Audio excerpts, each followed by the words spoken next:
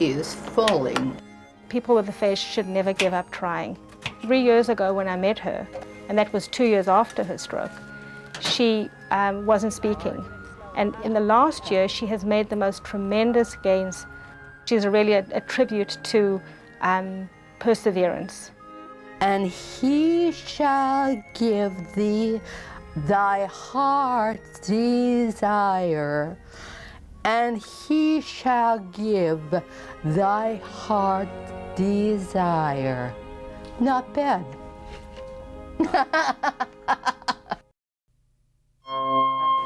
For many brain attack survivors, seeing is not believing. They lose their ability to navigate through their visual world. They clearly see something, but it may not be where they think it is. Yet nothing's wrong with their eyes.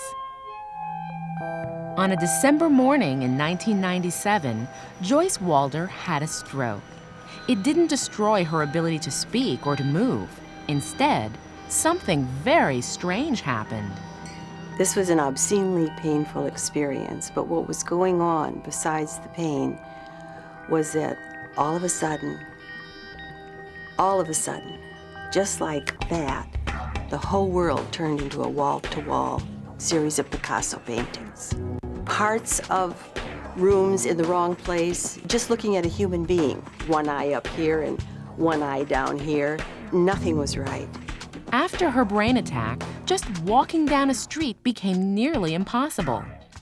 I remember being out when I was about 2 months along, and I completely fell down. Stepping off a curb, I just spread out over the pavement. You have these people who have 20/20 vision, and yet they bump into things. They cannot read. They may not recognize their loved ones. They may not recognize people they know. Professor Lucia Vina leads a team of researchers who are trying to help people like Joyce Walder by probing the way brains process vision. She cannot do this task at all. She could not do it day one. This is Joyce's brain. The stroke damaged her occipital lobe, one of the most important parts of the brain for processing vision. After her stroke, Joyce could no longer join the pieces of something she saw into one whole image, nor could she judge the speed and direction of objects. So let me enter your name. Professor Vina is giving Joyce a series of tests.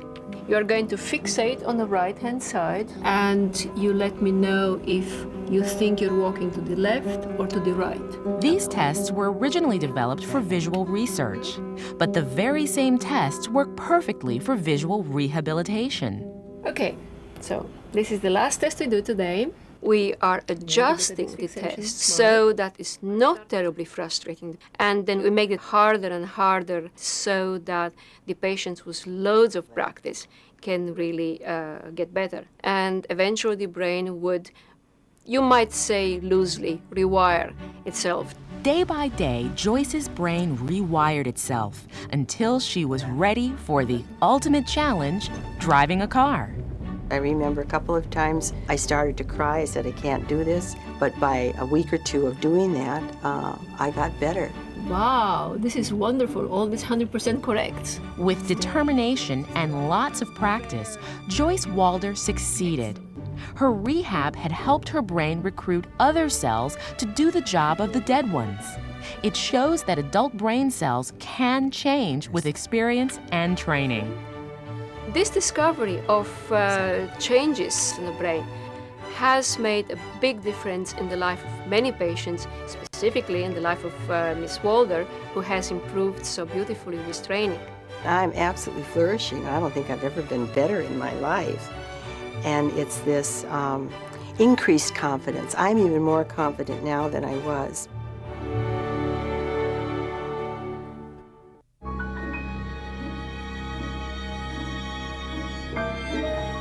Would you like to peer into the future of stroke prevention? Well, let me tell you, it's pretty amazing. But don't just take my word for it.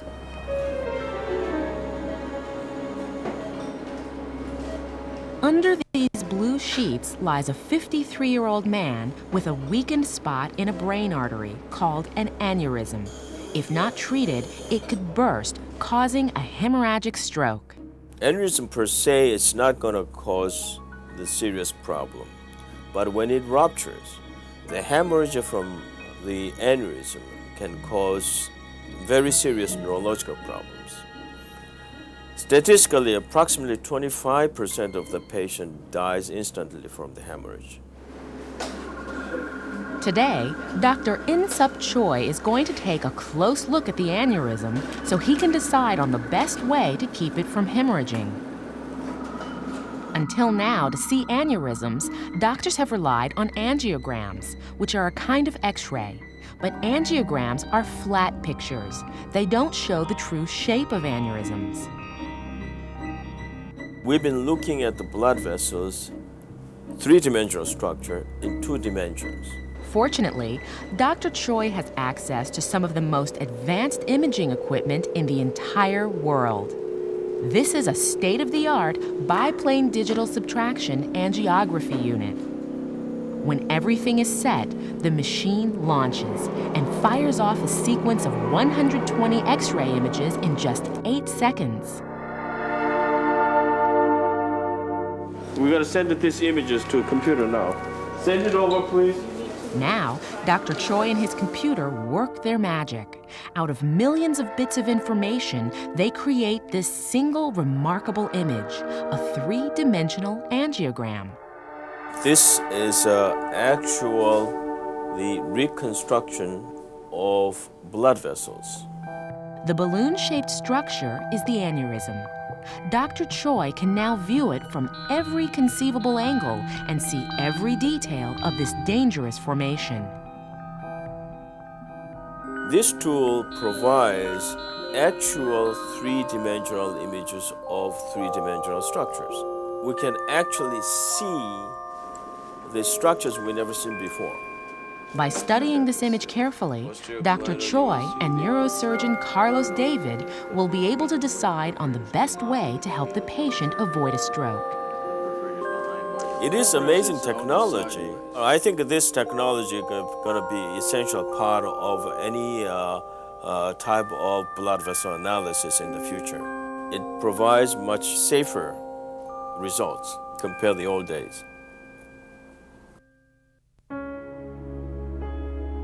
Beyond new ways of preventing brain attacks, the future will bring new ways of treating them when they strike.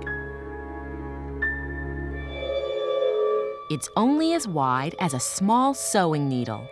This experimental device, called an angiojet, travels through a catheter directly into a blood vessel in the brain.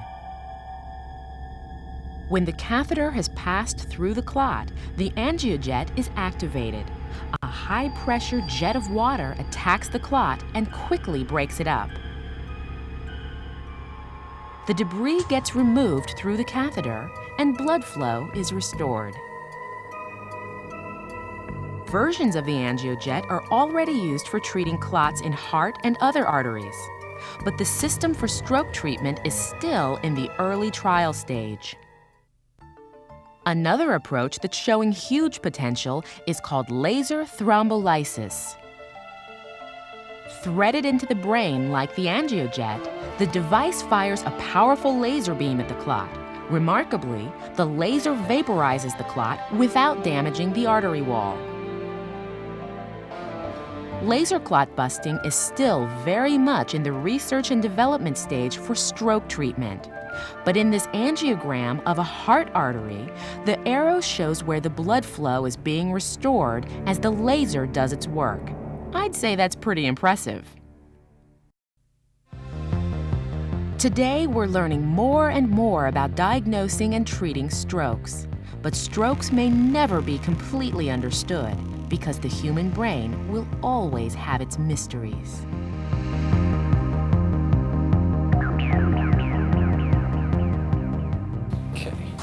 One. John Sarkin shows us just how mysterious the brain can be. On the one hand, he's a family man with a wife and kids and a house in the suburbs. But there's another, very different side to John. This photo smells kind of gross. Self-improvement list. 1, not to say bad things about others. 2, not to say good things about myself. John Sarkin is an artist. His work sells in the 5 figures. Magazines like The New Yorker have published his illustrations. I used to heal people, now I heal people through my art. Can you understand that? Not really. A dozen years ago, John Sarkin was an extremely successful chiropractor and living the good life. You make that thing, dog. One day, as he was playing golf, something happened inside John's head. Not really. Over the next months, he kept hearing sounds in his left ear that gradually grew so loud and so terrible that he considered suicide. Two, not to say good things about myself. Finally, John got a diagnosis. A blood vessel was impinging on the acoustic nerve in his left ear. It called for surgery, but in the OR, something went terribly wrong. Blood leaked into Sarkin's brain. He had a hemorrhagic stroke. The bleeding in his cerebellum led to damage in several parts of his brain.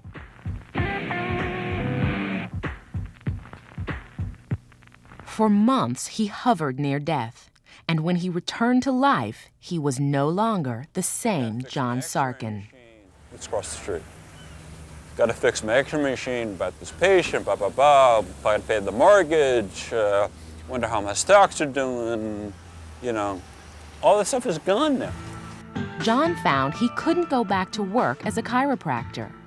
Most strokes are purely destructive, but John says his stroke brought him a gift. I think what happened was I suffered some concurrent higher brain function damage. And that caused me to see things differently and hear things differently and think about things differently. The stroke opened some gate in his mind, and ever since, John's been flooded with images and words and music in an unstoppable torrent.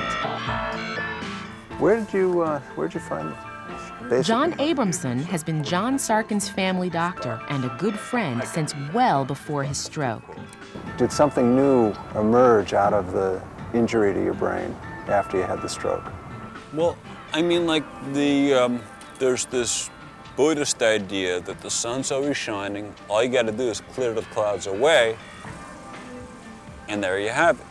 So I don't think there was anything that was added to me post-stroke. I think it was a process of removing. Dr. Abramson believes it's important not to explain away the mystery of his patient's creativity with medical descriptions. You can look at him as an external object and study him and do medical studies, try and understand what took this hardworking, gifted chiropractor and made him into an artist. What neurological events transpired that made him into an artist. I don't think you can really understand who John Sarkin is by using that approach.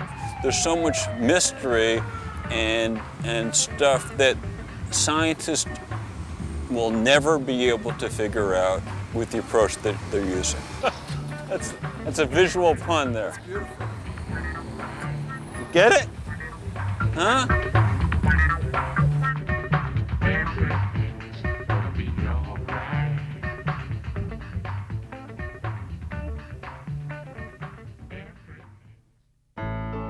Though the brain may always remain mysterious, the future looks truly promising for stroke treatment. But even more promising is what we all can do. Find out what risk factors make you more vulnerable to a brain attack. Then do whatever you can to cut that risk. A brain attack is dangerous, devastating, and sometimes deadly. It's a medical emergency, so take it seriously and call 911. Acting quickly can mean the difference between life and death, or health and permanent disability. Remember the symptoms. Sudden numbness or weakness in the face, arm, or leg, especially on one side of the body. Sudden trouble seeing with one or both of your eyes. Sudden confusion or trouble speaking or understanding. Sudden trouble walking or dizziness, or loss of balance or coordination. Or sudden severe headache with no known cause.